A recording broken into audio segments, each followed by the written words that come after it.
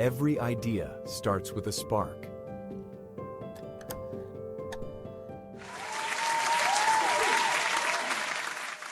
I was seated in a large room, giving my full attention to the person speaking in the front.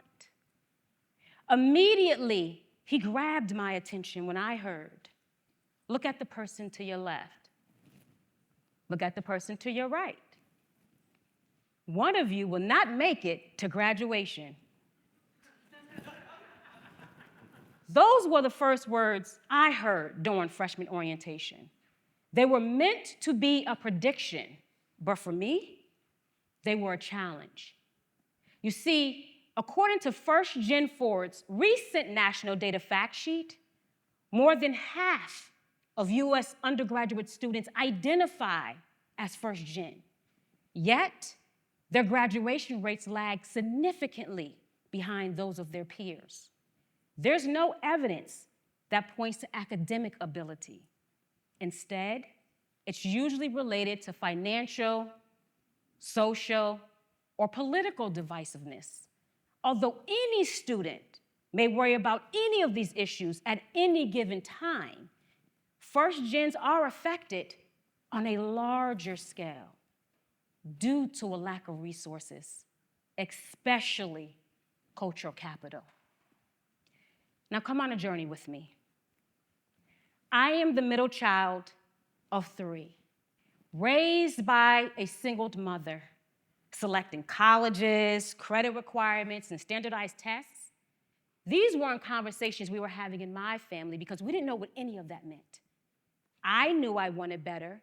My mom wanted better for me, but that's as far as our conversations could take us. So what does it mean to be a first-gen achiever? It means carrying questions that no one around you may have the answers to. It means stepping into places that no one before you has navigated. We learn to become the solution. We are the catalyst for a generational breakthrough. That's the first-gen effect, turning adversity into strategy. This effect isn't a theory, and it isn't just a feel-good story. It is a lived reality. There are 3 pillars at the crux of this experience. They are echoed in any pioneer that has ever dared to go first. They are GEN, grit, elevation, navigation. Let me ask you this. Have you ever had to keep pushing when the odds were stacked against you? You have grit. Grit is the relentless drive to keep pushing despite facing obstacles. It's the heartbeat of every first gen. In high school, I was considered a track star. I knew that I could use my talent to get into colleges. My coaches told me it was possible. And letters from schools kept arriving, proof that if I kept running, doors just might open up. So I focused on training harder, pushing myself to become better athletically. What I didn't realize was opportunities required more from me academically. Although I was earning good grades, I needed to meet specific credit requirements in certain subjects in order to compete on a Division I level. I would bring my class schedule home for my mom to review and sign because a parent's signature was required. However, we didn't know that I was taking the basic courses needed to graduate and missing critical steps in a registration process to accept these scholarship offers. What made it even more challenging? I had no clue about standardized tests, the SAT, the ACT. Everyone assumed these conversations were taking place at home. It wasn't until my junior year that my coaches realized I wasn't on track to receive these scholarships. So they both stepped in to make sure they put me on track. In those last 2 years of high school, I was taking extra classes, studying for tests I didn't know existed, and still performing at a high level on the track. It was a lot to carry for a 17-year-old. But with the support of both of my coaches, I persisted, I graduated, I scored well, and I was offered a scholarship to a Division I university. That was grit. Not luck, not chance, grit. Like Sonia Sotomayor, as a first gen raised in the Bronx projects, she had no family blueprint for higher education. Yet through sheer determination, she graduated summa cum laude from Princeton, went on to Yale Law, and became the first Latina Supreme Court Justice, making history as the first Hispanic person to serve on the Supreme Court. She often describes her success as pushing through doors that were not designed for her, with the help of mentors in the legal field and the will to be just as good, if not better, than anyone else. That's the power of grit. It defies predictions. Grit gets you through the first barrier, but elevation makes sure you're not the last. So now let me ask you this. Have you ever lifted someone else as you climbed? You have elevated. Elevation is rising higher while lifting others with you. First gens don't just rise. We lift as we climb. As I just shared, my coaches helped elevate me when the school system overlooked someone like me. But that help didn't come until the 11th hour, so I will never forget that feeling of being lost and almost slipping through the cracks. Consequently, one of the first companies I started at the very beginning of my entrepreneurial journey was created to help student athletes transfer from high school to college. At that time, I didn't even understand the full weight of the word entrepreneurship, but I understood the weight of leaving others behind. Although I no longer offer that service, every vision I pursue in my vocation is shaped by how I see the world as a first gen. I build doors and I open doors. I create tables and I sit at tables.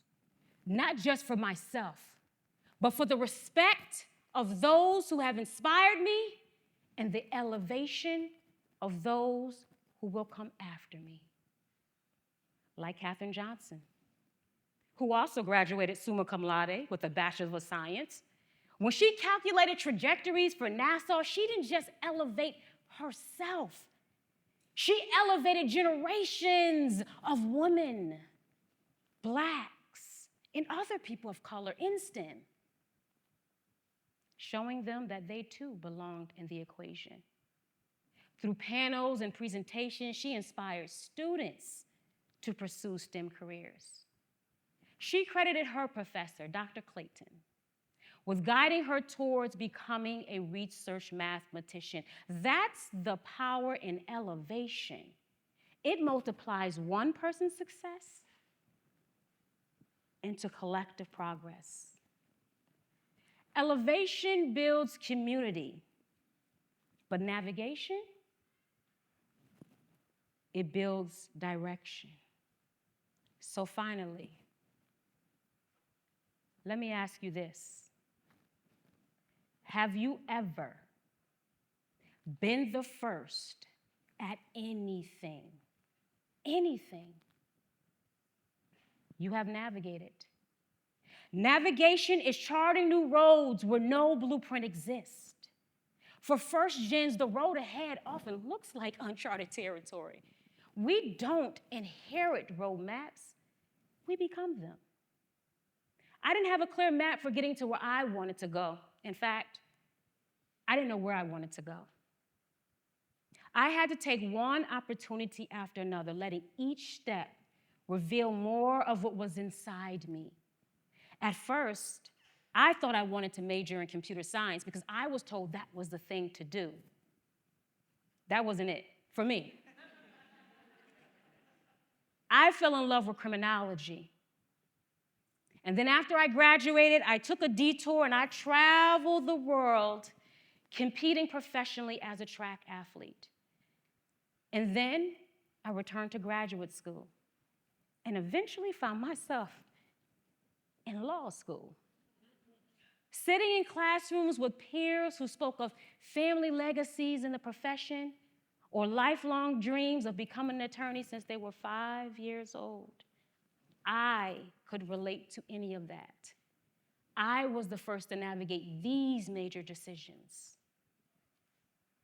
I didn't have a blueprint, but I did have people who saw me and who believed in me.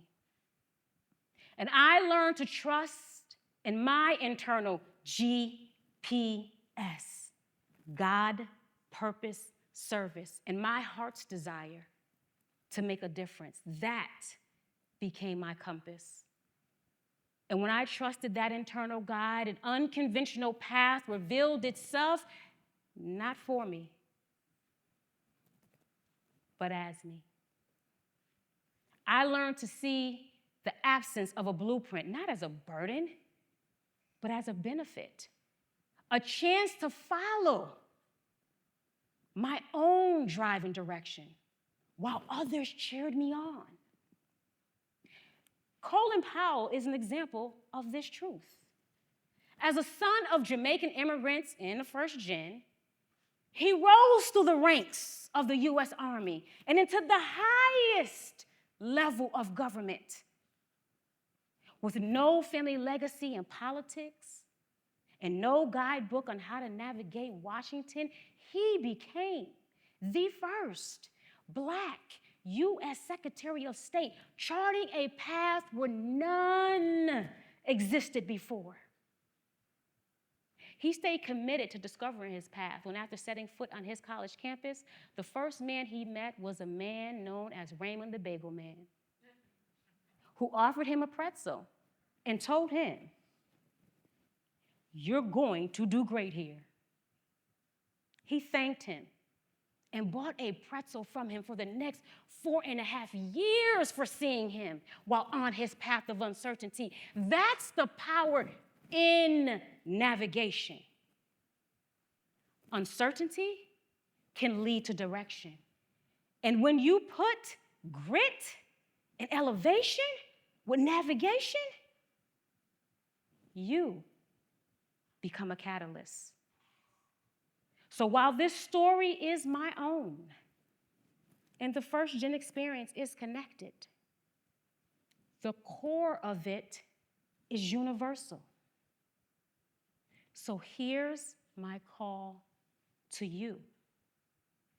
If you are first gen, walk away today knowing that we are unique contributors.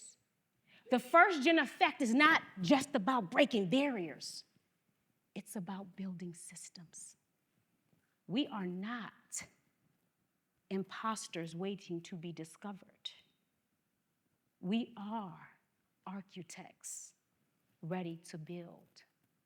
However, if you have been listening closely, and I know you've been listening carefully, you know this call isn't just for first gens. If you have ever dared to be first at anything, you know the courage it takes. You know the support that is needed. Maybe you're like my coaches, Sonia's mentors, Catherine's professor, or Colin's bagel man. You are the reason the first succeed. That makes you an ally in this space. We are grit. We are elevation. We are navigation.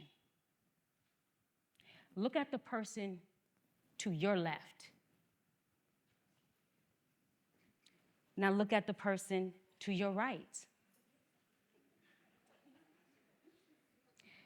One of you may be the first gen effect, but one of you can be the reason it's possible. Thank you.